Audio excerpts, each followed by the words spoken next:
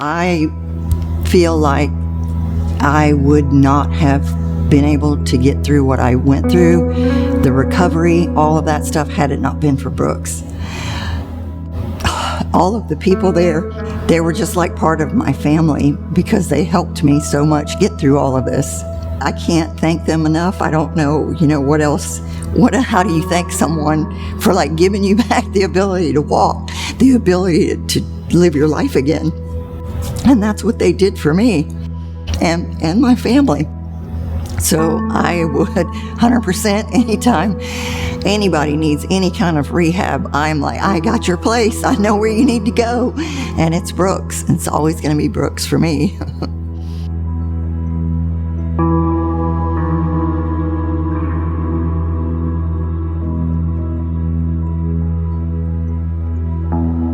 I first noticed that something was going on that was not right was I had a little bit of a tingling in my fingertips. She and I were outside at the pool with Kai. I think he was like 4 or 5 months at the time. And she kept saying, man, I want to be in the water, but right now like my fingertips hurt. We just thought, well, maybe you pinched a nerve. That was like day one. By the end of that day, she started getting weak in her legs and it actually fell. We set up an appointment with her doctor.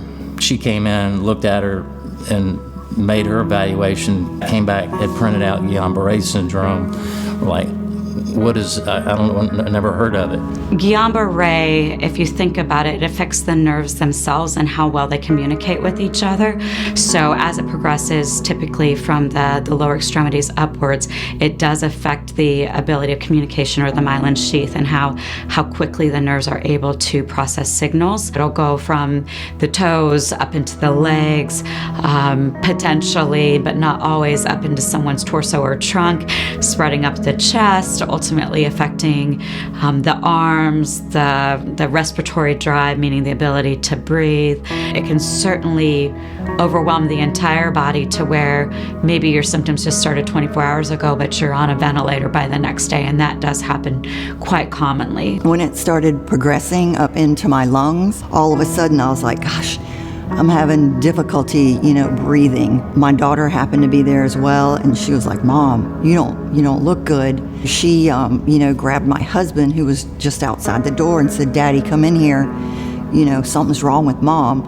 I could see her breaths, and Brittany did too, getting shallow. So I stepped out. I'm like, we need to go now. The only thing I remember is being moved onto another bed, I believe, and then just wheeling me down there, and then it was like boom. I don't remember anything after that. They finally let us see her, and just to see her, intubated with the tube, down your throat, you can't speak. I was just totally torn apart seeing that. That was one time that I broke down. Tubes and machines, and she can't move, can't talk, and can move the eyelids, and that's about all she can move. I mean, that's a scary thought, When I walked in and I saw her, and she can't even, not only can she not move, she can't speak. She can barely nod her head. She starts kind of tearing up, and I'm like, I had to walk out for a second because I was like, I can't handle this. I made a concerted effort over time for her to never see me cry, just because, you want to be strong for somebody. And so I just remember leaving the hospital that day on my knees. Yeah. That was rough. Kai was born and we were together. There was not a day that I didn't see her. And then one day I just didn't have her. But there was no way I was gonna miss any second of any day with her. She was my strength, and now I had to be hers. I had to be the mom, just like she's the mom. What really got me, I don't know how many weeks had gone by, but she goes, the thing that hurts worse is not how I am or what situation I'm in, is that I can't hold my little grandson. Yeah, she had been so excited through my entire pregnancy, it's here, the day has come, I finally have a grandson. I'm so excited, my life is complete. When this happened, I wasn't able to watch him anymore, and that was really hard. My daughter was awesome. She brought him to me in the hospital almost every day, so I could still see him. Probably the hardest part was not being able to touch him.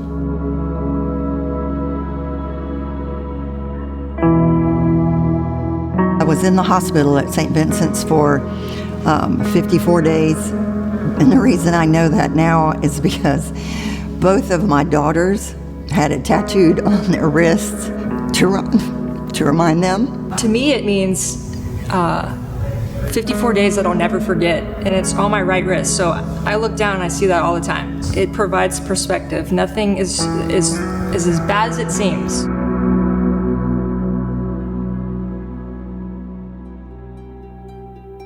We wanted to go to Brooks not too long after, once we knew what it was all about. That was where we were going to need to go. Everybody had told us that that is the place to go. That was the best in the country, and for rehab, especially for what I needed, that was where I needed to go. Luckily, it was right in my backyard. And thank God we were able to get in there, is all I can say, because there's no place like Brooks. So she arrived to us in June of 2018. She, at that time, was on a ventilator, and she had a feeding tube, and she had no movement in her legs and a little bit of movement in her arms at the time, but not enough to even be able to lift her arm off the bed. She would have been on that ventilator for God knows how long. Yeah. And I remember meeting with Kendra, who worked in respiratory, who was the bomb. Yeah. And meeting her, and I knew like day one when she got in there, and then within a few days, she was off the ventilator. Like And maybe like 5 or 6 days she was off. within a week, yeah.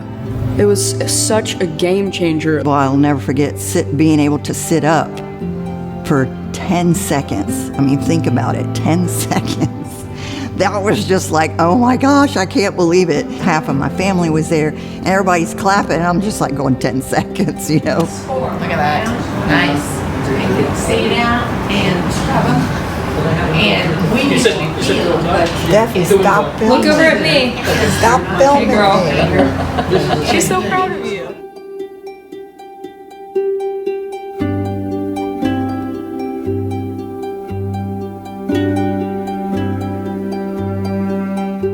You're home.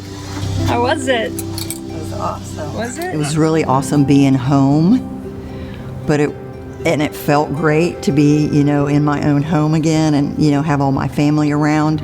But it was also a little harder because my family were the ones that now were taking care of me, and they were awesome. I couldn't have got through any of this, without them.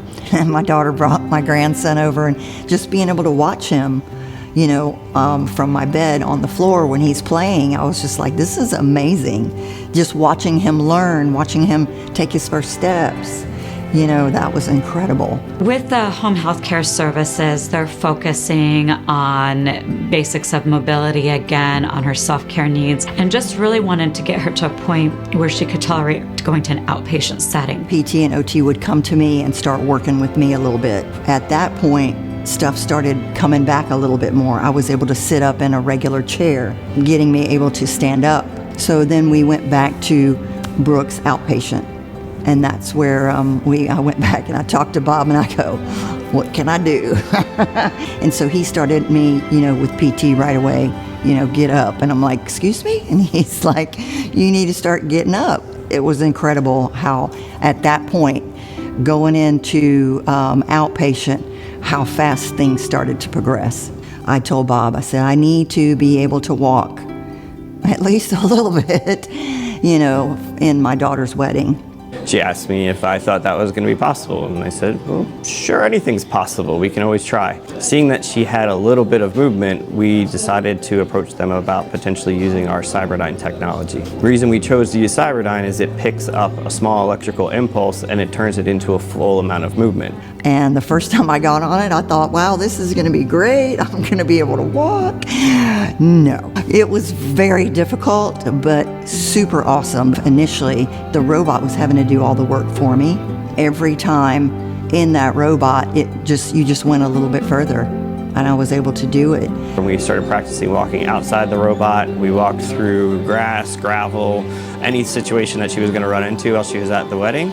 And then, like, when it came time, for my daughter's wedding, I was able to walk with a walker to walk with my husband, down the aisle.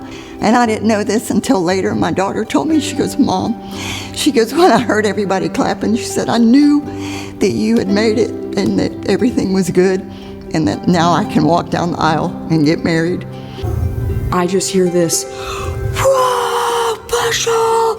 Oh my God, everyone's crying. I hear nothing, like it's giving me chills because I heard nothing but excitement and happiness. It was a roar. And it was a roar of emotions because every single person that was at that wedding loved my mom and was rooting for her, and she did it. And it was phenomenal. We had a fantastic time. So everything turned out great, and thank you, Bob, for getting me to walk, at the wedding, because it was awesome.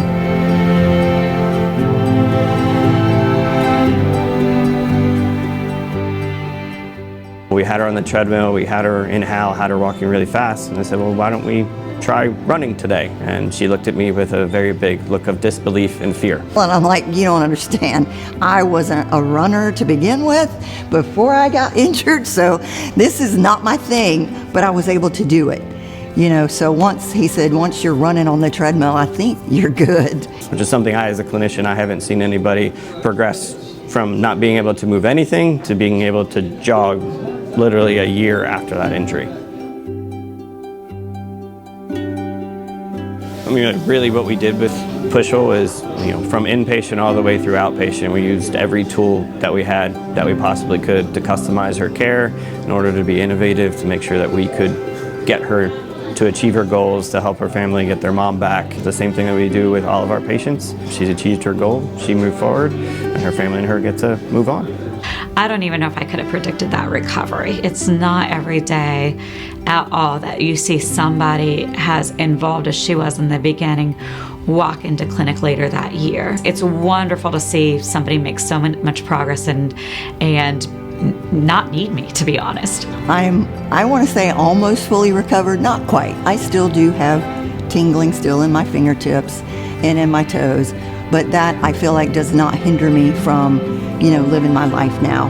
We're back to watching our grandson again. We have family still come over all the time. I mean, it's almost like a bad dream or something that happened, because now everything is pretty much back to normal, and it's awesome.